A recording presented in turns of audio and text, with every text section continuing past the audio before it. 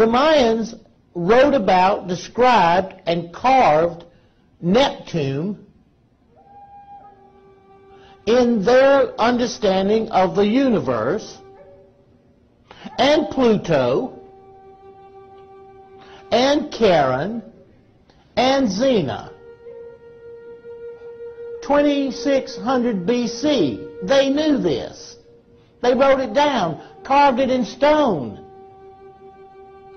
Well, we didn't discover Neptune until 1843. We didn't discover Pluto till 1931. We didn't discover Charon until 2001. And we didn't discover Xena until 2003. Explain that to me. The Mayans' advanced knowledge of astrology and mathematics enabled them to create a system of calendars that are more precise than our current Gregorian calendar. On December 21st, 2012, the Earth and Sun are aligned with the center of the Milky Way galaxy, an event that only occurs once every 26,000 years. On that day, we go into what's called the precession of the equinoxes, which is also an event that occurs only once every 26,000 years. To this day, the Mayan calendar can predict every lunar eclipse within 30 seconds. The Tzolk'in, Hab, and long count calendars are the most prevalent Mayan calendars. The Tzolk'in refers to a cycle of 260 days, which coincidentally is the estimated time of human gestation.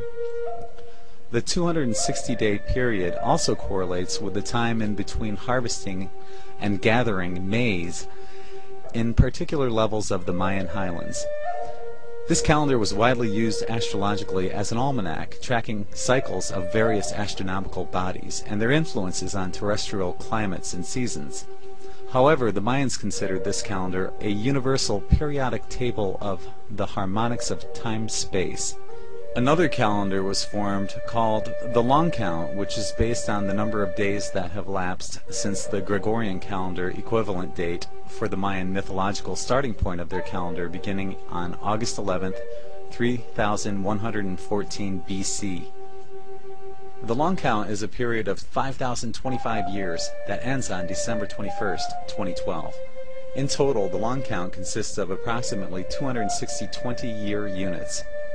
On December 21st, 2012, the Earth will complete a wobble on its axis, known as the precession of the equinoxes, in which the winter solstice precesses through the Milky Way, which was of great mythological importance to the Mayans.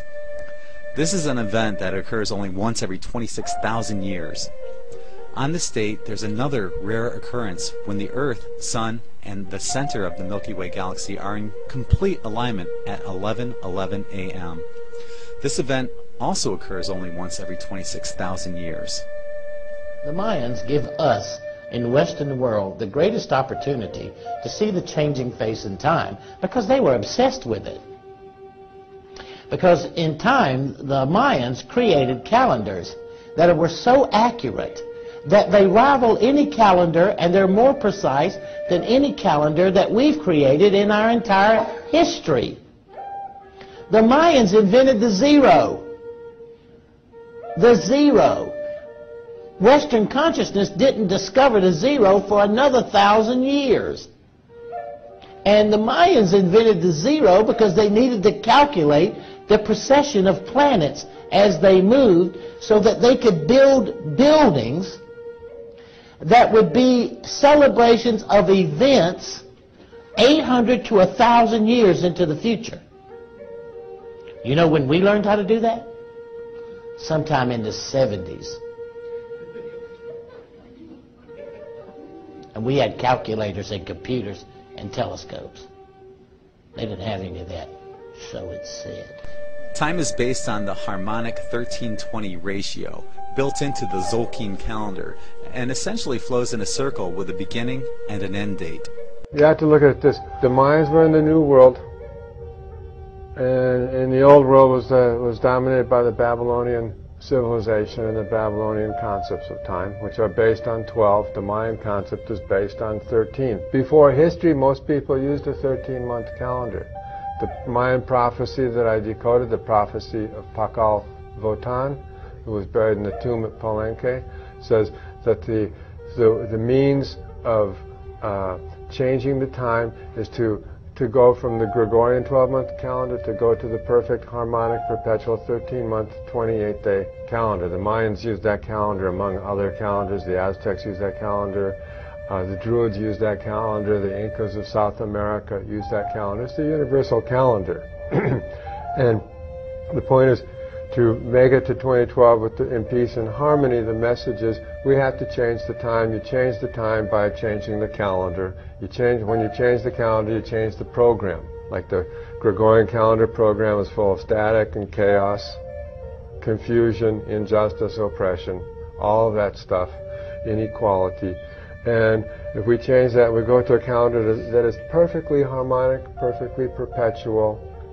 Every month is 28 days. Every month has 4 perfect weeks. Every month starts on Sunday and ends on Saturday. Every year starts on Sunday and ends on Saturday.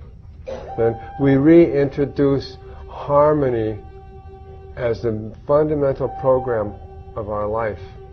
At the end of the Mayan calendar, there is a renewal of the time cycle.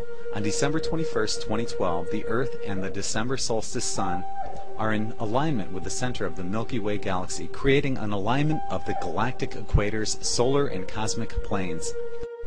At this point, no one knows exactly what a renewal may implicate for our society, but speculation has inferred that this may possibly be a time of ascension or a new beginning for humanity, as we have completed the time cycle and its associated underworld within the Mayan calendar. Some people believe that nothing will happen on December 21st, 2012. Some people believe the Mayan calendar represents the end of civilization, while others believe that we, as a planet, will move beyond money and linear time to serve a higher purpose in life.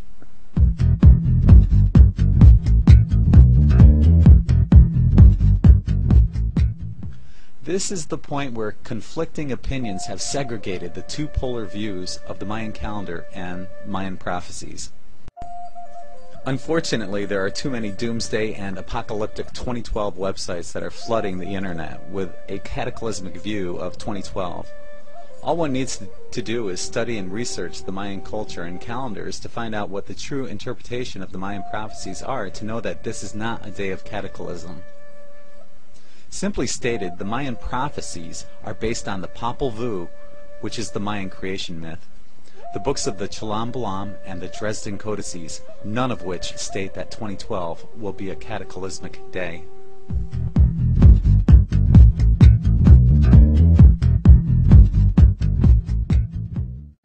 There have been seasonal climate changes in the past, that is true, but the amount of climate change that we're seeing now and the speed with which it's changing is unlike any other documented part of history.